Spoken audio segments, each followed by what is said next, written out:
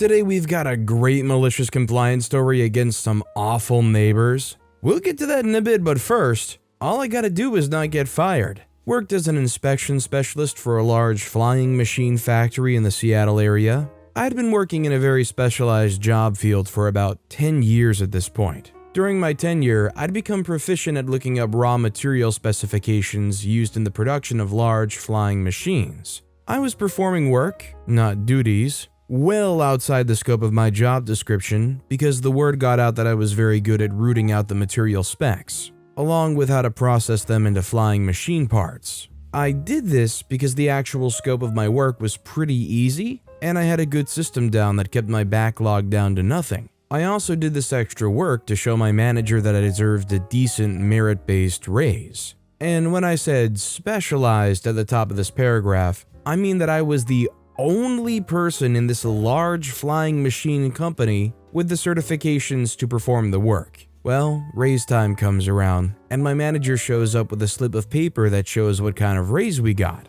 He hands it to me and tells me how he was able to get me this awesome raise. What he didn't know is that I have a knack for doing mathematical equations in my head very quickly, and I quickly discovered that he was blowing smoke up my butt. So before he runs off, I tell him to stick around to do the math on my computer to show what I actually got.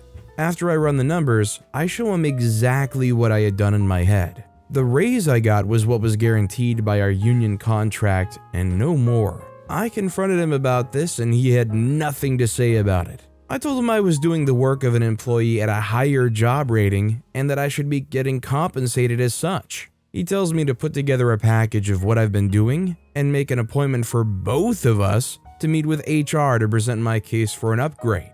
I put together my work package, set an appointment, and show up for the meeting. The HR lady looked at my work package and was amazed that I hadn't been upgraded. We chatted for about 15 minutes because my manager didn't show up, and we were giving him a chance to make the meeting. He ended up being a no-show, which meant no upgrade. Fast forward a few weeks, and it's time for us to write up a list of our yearly goals and objectives. Apparently, this is some big deal for management, and they like to use these items to hang over our head as a carrot to chase for raises in the following year. There's this form that we're given to fill out what our business goals are for the next year, and how we'll execute our plan to make those goals. At the bottom of the form, there's a line for our signature and the date. It was the easiest goals and objectives form I'd ever filled out. I literally signed and dated the blank form and handed it to my manager. Needless to say, he had an issue with it and started in on me right then and there. It was in an office where at least 6 of his management colleagues also had desks. He tells me that I just can't sign a blank sheet, and I tell them I just did, a bit louder than my normal speaking voice. Then, with the attention of his colleagues now garnered, I told him everything that I'd been doing above and beyond my job description, how he gave me the BS story of the great raise I got, and his no-show at the upgrade meeting. Then I iced his cake by telling him, all I have to do is not get fired, and I'm still gonna get the contractually guaranteed raise. So I ain't doing anything extra, starting with this stupid goals and objectives form. The look on the faces of his colleagues was of utter shock, and he had nothing to say, so I left. He never came back and pressed me to fill out the form. Maybe it was because he still had one of my size 10s stuck deep in his butt. Maybe he realized that he really screwed the pooch and couldn't face me. Shortly thereafter, I was offered a new gig in another department that came with an upgrade and raise. My salary doubled in the 10 years I spent there. Honestly, this doesn't even surprise me too much. I'm sure anybody in that position who feels like they might be able to get away with it is probably going to try to spin this in some BS way that makes you think, wow, I'm really getting it good here. Also, hi, I'm Steven, and if you enjoy awesome stories of malicious compliance, why not hit those like and subscribe buttons down below?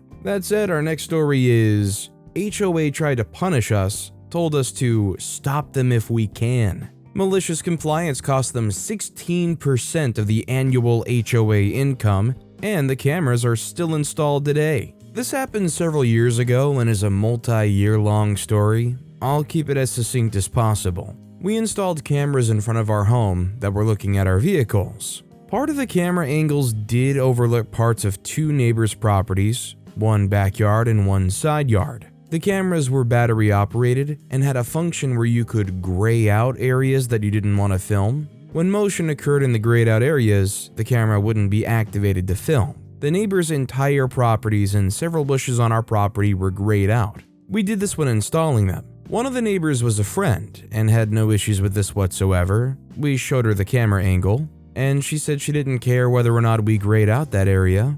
We still left it grayed out over battery life concerns. The other neighbor's name was Karen. Not really, but we all know why I chose that name. Karen was on the HOA board, and as you can imagine, we didn't really get along with Karen or the HOA board. We told Karen about the camera and showed her the grayed out areas at the same time that we told our friendly neighbor about it. It was simply a FYI conversation. We're not on friendly terms. Not a asking permission conversation. She told us to take the cameras down immediately or we would regret it. About a week after we hung the camera up, we got a notice from our HOA that we were violating the bylaws. The bylaw in question? A nuisance to your neighbors bylaw. There wasn't a specific bylaw preventing placement of cameras, so this is all they could find to try to punish us. We responded with a letter detailing how we were not violating any bylaws or laws in general, and asked them to cease and desist. We all know how these stories go. They did not cease, and they did not desist. Their first response? The HOA has the right to enforce these bylaws. Try to stop us if you think you can. These types of responses were unfortunately quite common from this board. We entered this battle with one goal in mind: to cost them as much money and time as possible. The HOA hired a lawyer specifically to fight us. To my knowledge, this has not happened to any other residents. In the following 4 months, we ended up costing the HOA over $4,000 in lawyers' fees fighting this battle. For reference, the entire HOA income was around $25,000 a year. When it came time for our official HOA hearing over the matter, we had successfully postponed it, thanks to an attorney friend, 3 separate times. There were over 100 back and forth emails with the HOA attorney and ourselves. Each one of those emails was a 15-minute expense for the HOA.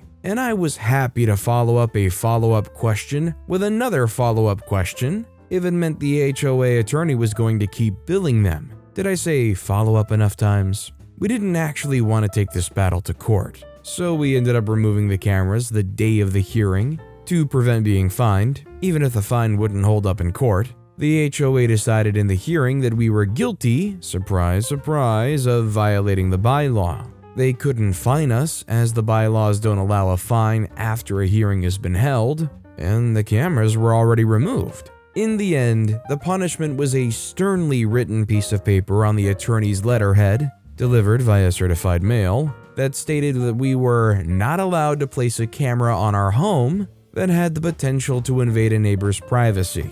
Keep in mind, the letter specifically stated the camera could not be placed on our home. We left the cameras off the home for about 4 months, until the annual HOA meeting. You should have seen the look on the HOA board's faces when I asked them to explain the $4,000 line item for attorney's fees that simply stated, title searches, attorney fees. The board actually tried to hide the fact that they spent $4,000 trying to fight us over a couple of cameras by putting the fees in as title searches. Needless to say, that meeting did not go well for them. About half of them lost their positions on the board. The other half, including Karen, unfortunately remained on the board. About a week after the annual meeting, we installed new cameras, facing the same direction as the prior cameras. Only this time, we installed a post in the ground and mounted the cameras to that post. The admonishment we received after the hearing specifically stated that we were not allowed to install cameras on our home and said nothing about putting them on a post. They did send a letter to try to tell us to remove the cameras, but a sternly worded response indicating that we were prepared to fight them actually worked this time around. I guess they didn't want to spend another $4,000 fighting us. We didn't receive any follow-up responses, and the cameras on the post are still installed to this day, over 2 years and running strong. I mean, you gotta just love hearing about HOAs. To me, it sounds like you're kind of gambling when you move into an HOA. Like, the problem is the HOA might be fantastic when you get there, but God forbid a Karen like this finagles their way to the top of the board, completely restructures the focus, and all of a sudden you're getting a $50 fine because the flowers you're growing in your front yard aren't appropriate colors. This next story is: neighbor complains about maintaining a hedge wall and then has to construct a wooden fence. This story happened about a decade ago when I was still a teenager and used to live in my parents' house. We're migrants and are on good terms with all the neighbors since the 90s, but we do have a reputation in the neighborhood of frequently undertaking ambitious DIY home improvements and in an atypical manner to what locals expect. Our house is separated from the neighbors with a living hedge wall of cypress trees that grow on our property. At the time of this story, we already lived in the house for the better part of the decade with the same neighbors and the same cypress trees. One day, out of the blue, one of the neighbors sees my mom working in the garden and starts complaining about the state of the living hedge on her side of the property. We usually trim the hedge only from our side and most of the top that we can reach. The neighbor complains and demands us to trim the hedge from their side as well. In her eyes, as the hedge wall is planted on our property, it's 100% our responsibility, and they're tired of maintaining it from their side. The altercation is very brief, as my mother surprisingly quickly replies, "Okay," and walks off grinning. Unbeknownst to the neighbor, we were already planning to cut down the hedges to the stump so that they could regrow anew, as the existing hedge was very old and was not particularly sightly. Previously, we postponed these works as we didn't want to upset the neighbors, but this demand provided the perfect excuse. So the next day, while the neighbors are at work, we cut down all the hedges surrounding our property to barely above ground. As we're finishing clearing up the trimmings, the neighbors come back home from work, shocked to discover the hedge practically gone. They look around and realize that with the hedge wall gone, their whole backyard, kitchen, living room, and bedroom are on full display through the windows. The neighbor questions what we've done and why, as they would no longer have any privacy in their own home. My mom, without missing a beat, replies, "We fixed the problem. The hedge will no longer need trimming from your side," and goes back to clearing up. Within a week, the neighbors came back to us and asked for permission to construct a wooden fence on our property to protect their privacy. We happily agreed as long as they paid for it all, as we didn't mind waiting a couple of years for the hedge to regrow. Our privacy was much less impacted. They built the fence within the week, and it provided a good surface for some vine flowers to grow instead of the cypress trees that my mother had wanted to plant for a long time. Well, I'll tell you what, I sure do assume that this did not take place in an HOA neighborhood, because somebody would be fined for not taking care of the hedges. This next story is: make the listserv opt out? If you say so. Several years ago, I worked for a large nonprofit. I was hired as a temp, but worked my butt off and got hired permanently as a director in a little over a year. Of note, I was the youngest person ever hired to that role. I reported to an associate director, our title system was weird, who was great. About a year later, he announced his retirement, and while I was sad he was leaving, I was thrilled that I had his support and was a shoo-in for his job.